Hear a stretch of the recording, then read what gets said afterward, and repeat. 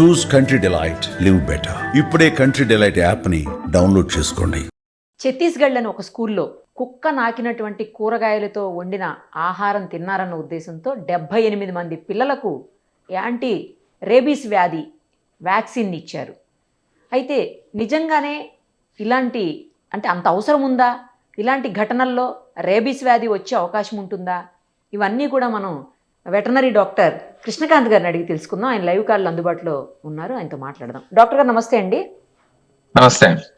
Doctor గారు, ఛత్తీస్గఢ్లో ఒక హాస్టల్లో పిల్లలకి మధ్యాహ్న భోజనం పెట్టేటప్పుడు కూరగాయలు అన్నీ బయట పెడతారు కదా, అలా పెట్టినప్పుడు కుక్కలు వచ్చి నాకాయట. అదే కూరగాయలతోటి మళ్ళీ వంట చేసి పెట్టినప్పుడు ఎందుకన్నా మంచిదని చెప్పేసి 78 మంది పిల్లలకు యాంటీ రేబీస్ వ్యాధికి సంబంధించినటువంటి వ్యాక్సిన్ ఇంజెక్షన్స్ ఇచ్చారంట. అంటే ఈ కుక్కలు నాకిన ఫుడ్ తింటే నిజంగానంటే అవి నాకిన ఫుడ్ తిన్నా లేదా మనల్ని నాకినా కూడా రేబీస్ వచ్చే అవకాశం ఉంటుందా? మరి అలా అయితే ఇంట్లో ఎంతోమంది పెట్స్ని పెంచుకుంటూ ఉంటారు. వాటికి కొన్నిటికి ఒక్కొక్కసారి యాంటీ రేబీస్ ఇస్తారు, ఒక్కొక్కసారి ఇవ్వకపోవచ్చు కూడా, ఇంజెక్షన్స్ లేట్ అవుతుంటుంది. తర్వాత వీధి కుక్కలకి చాలామంది ఫుడ్ పెడుతూ ఉంటారు, వాళ్ళకి ఫీడింగ్ చేస్తూ ఉంటారు వీధి కుక్కలకు కూడా. సో అలాంటివి ఏదైనా నాకినా లేదు అవి మనల్ని టచ్ చేసినా కూడా రేబీస్ వచ్చే అవకాశాలు ఉంటాయా? అంటే స్ట్రే డాగ్స్ కి ఒకవేళ stray dogs is already infected stray dog ఉంటే కనుక rabies virus it will be carried through salivary glands లో ఉంటుంది. It is through saliva transmit అవుతుంది. But transmission mostly due to అది స్క్రాచ్ కానీ బైట్స్ కానీ ద్వారానే transmission to other host humans కానీ ఎవరికైనా. ఒకవేళ మనని లిక్ చేస్తున్నప్పుడు మనం లిక్ చేసిన ఏరియా ప్రొటెక్టెడ్ కాకపోతే, మీన్స్ ఎనీ కట్ ఏదైనా ఉంటే గనక, అంటే స్కిన్ ఇంటిగ్రిటీ ఆల్రెడీ లాస్ అయి ఉంటే గనక ఆ ఏరియాలో, ఇఫ్ రేబిడ్ డాగ్ అది వచ్చి మనని లిక్ చేస్తే గనక అప్పుడు దాని saliva can penetrate through wound, మనకు ఆల్రెడీ ఉన్న వూండ్ ద్వారా పెనట్రేట్ అయితే గనక there is chance of infection rabies. కానీ వెజిటబుల్స్ లిక్ చేసింది తర్వాత దే హ్యావ్ కుకింగ్ ప్రాసెస్, అంటే వాషింగ్ కుకింగ్ ప్రాసెస్ లో virus will not be survive. So అది వచ్చే ఛాన్స్ తక్కువ. కాకపోతే ఓన్లీ అక్కడ పేరెంట్స్ కి ఇన్ఫర్మేషన్ రావటం వల్ల, మేబీ అది సోషల్ ఇష్యూ లాగా తయారవటం వల్ల వాళ్ళని స్పెసిఫై చేయడానికి ప్రివెంటివ్ గా అందరికి వ్యాక్సినేషన్ ఇచ్చారు. But through contamination of vegetable, ఒకవేళ వెజిటబుల్స్ ని లిక్ చేస్తే గనక రేబిడ్ డాగ్ ఇమీడియట్ గా అదే వెజిటబుల్ ని ఎవరైనా తింటే గనక వాళ్ళకి ఏదైనా అల్సరేషన్, అంటే నార్మల్ ప్రొటెక్టివ్ మెకానిజం ఉంటుంది బాడీలో, ఆ ప్రొటెక్టివ్ మెకానిజం ఏదైనా వూండ్ గానీ అల్సర్స్ ఉంటే గనక అక్కడ ఉండదు. సో అల్సర్ లో పెంట్రేట్ ద్వారా వచ్చే ఛాన్స్ ఉంటుంది. కానీ వెజిటబుల్స్ వాష్ చేసేసి మళ్ళీ కుకింగ్ చేశారు అంటే కనుక ఏం లేదు. కానీ ఒకవేళ వండిన ఆహార పదార్థాలని కనుక ఏదన్నా ఫుడ్ని కుక్క తినేసింది అనుకోండి, బై మిస్టేక్ తెలియకనో లేదా చూసి కూడా ఏం కాదు అన్నట్టు తింటే దాని నుంచి వచ్చే అవకాశం ఉంటుందా డాక్టర్ గారు? మరి అదే ఇప్పుడు డాగ్ కి రేబీస్ ఉండాలి. దాని సెలైవరీ అన్కంట్రోల్, రేబిడ్ డాగ్ ఏంటంటే సెలైవా కంట్రోల్ లేకుండా వచ్చేస్తూ ఉంటుంది. ఆ సెలైవా మొత్తం ఆహార పదార్థంలో పడిపోయి తిన్న వాళ్ళకి ఓరల్ గా అల్సరేషన్, ఓరల్ వూండ్స్ ఏదైనా ఉంటే గనక వచ్చే ఛాన్స్ ఉండదు. కాకుండా ఇక్కడ ఇసోఫాగస్ ఉంటుంది కదా, అది లేకపోతే లోపల ఉన్నాయి ఎక్కడో ఒక చోట చిన్న వూండ్ ఉన్నా మనకు తెలియదు కదా లోపల ఉన్నాయి, అలా కూడా వచ్చే అవకాశం ఉంటుందా? అది థియరిటికల్లీ ఇస్ పాసిబుల్. ఇంతవరకు ఎక్కడ డాక్యుమెంట్ అవ్వలేదు. Theoretically there is contamination issue, అంటే ఏదైనా ఈసోఫేజల్ అల్సరేషన్స్ ఉండి, అంటే అక్కడ దాకా వైరస్ పెనట్రేషన్ అవ్వాలంటే అది theoretical it is possible, but not documented till later. అట్లా ఎప్పుడు ప్రాక్టికల్ గా చూడలేదేమో. ప్రాక్టికల్ గా ఎప్పుడు అవ్వలేదు ఇంతవరకు. రికమెండ్ ఏంటంటే mostly due to bites and scratches and rabid dog licking the wounds will cause issue. కానీ చిన్న పిల్లలు కదా డాక్టర్ గారు, చిన్న పిల్లల్లో తొందరగా ఇన్ఫెక్ట్ అయ్యే అవకాశం ఉంటుంది కదా, మరి అలాంటప్పుడు జాగ్రత్తగానే ఉండాలేమో.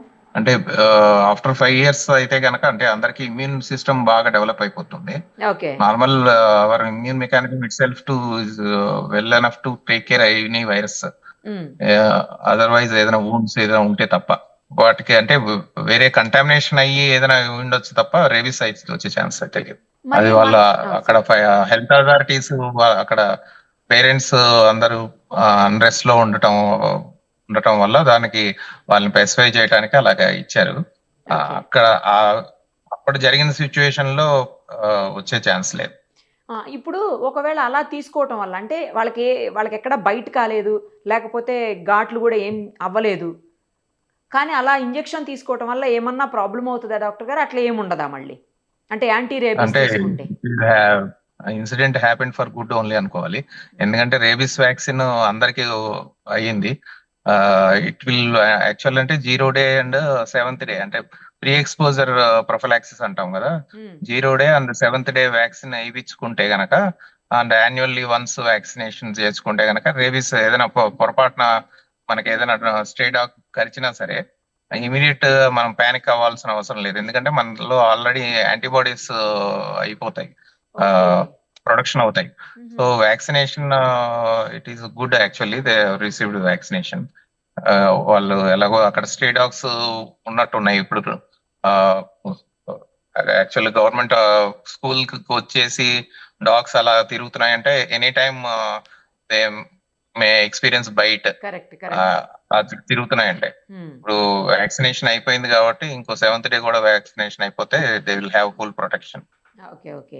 ఇప్పుడు మనం ఇంట్లో పెట్స్ని పెంచుకుంటాం కదా డాక్టర్ గారు, వాటికి కూడా కొన్నిసార్లు వ్యాక్సినేషన్ రెగ్యులరైజేషన్ ఉంటే పర్వాలేదు, రెగ్యులర్ గా చేయకుండా వదిలేశారు అనుకోండి ఎప్పుడైనా వన్స్ ఇన్ ఏ వైల్ మనకి మన ఇండియన్ కంట్రీ యాక్చువల్లీ రేబీస్ కి ఎండమిక్. సో వేరే కంట్రీస్ లో అయితే ఒక వ్యాక్సిన్ మనం రేబీస్ వ్యాక్సిన్ ఇస్తే వన్స్ ఇన్ 3 years రిపీట్ చేస్తారు. సో ఎందుకంటే టైటర్ వాల్యూ బాగుంటుంది. సో కానీ in India we have endemic issue of rabies. So annually vaccination is compulsory as per government guide lines, WHO guide lines. ఎందుకంటే tighter value reach అవ్వదు, ఎందుకంటే మనకి తెలియకుండానే ఎక్కువ వైరస్లు అన్ని ఎక్స్పోజ్ అవుతూ ఉంటాం కదా. సో ఎండమిక్ కంట్రీ కాబట్టి యాన్యువల్ వ్యాక్సినేషన్ ఈజ్ కంపల్సరీ. ఒకవేళ వ్యాక్సినేషన్ ఏదైనా మిస్ అయినా సరే వెంటనే వ్యాక్సినేషన్ ఇప్పించుకోవాలి. తర్వాత 1 month కి బూస్టర్ ఇప్పించుకొని there after annual vaccination maintain చేయాలి. వ్యాక్సినేషన్ ఇంట్లో కుక్కే కదా అనుకుంటే యాక్చువల్ కేరళలో ఒక ఇంట్లో డాగే పొమేరియన్ అక్కడ వ్యాక్సినేషన్ ఇప్పించుకోలేదు. అది ఎప్పుడు బయటికి వెళ్ళి తిరిగి వచ్చింది, ఏదో డాగ్ కరిచింది, అతను ఓనర్ ని మళ్ళీ అది ఏదో టైంలో కరిచింది. Owner no more. ఇన్సిడెంట్స్ అయ్యింది ఆల్రెడీ ఒక 3 years back. Okay. So pet dogs కూడా జాగ్రత్తగానే చూసుకోవాలి. Pet dogs vaccination is must. Right doctor గారు, చాలా మంచి ఇన్ఫర్మేషన్ ఇచ్చారు. ఎందుకంటే ఎలాంటి జాగ్రత్తలు తీసుకోవాలి, ఎవరు కేర్ఫుల్గా ఉండాలి, ఏ పరిస్థితుల్లో కేర్ఫుల్గా ఉండాలి, ముఖ్యంగా ఎవరైతే స్ట్రే డాగ్స్తో ఉంటారో వాటికి ఎక్కువ ఫీడ్ చేస్తారో చాలా మంది చూస్తున్నారు రోడ్ సైడ్ ఫీడింగ్ చేస్తూ ఉంటారు. అలాంటి వాళ్ళు కూడా రెగ్యులర్గా కొంచెం పెట్ యానిమల్స్ పెట్ లవర్స్ ఉంటారు కదా, వాళ్ళు కొంచెం కేర్ఫుల్గా ఉండి ఎప్పటికప్పుడు వ్యాక్సిన్ తీసుకోవడం బెటర్ ఏమో అనిపిస్తుంది మీ మాటల ద్వారా నాకు. యా రైట్ డాక్టర్ గారు, thank you so much. Suman టీవీలో మీ పర్సనల్ అండ్ బిజినెస్ ప్రమోషన్స్ కోసం కింది నెంబర్కి కాంటాక్ట్ చేయండి.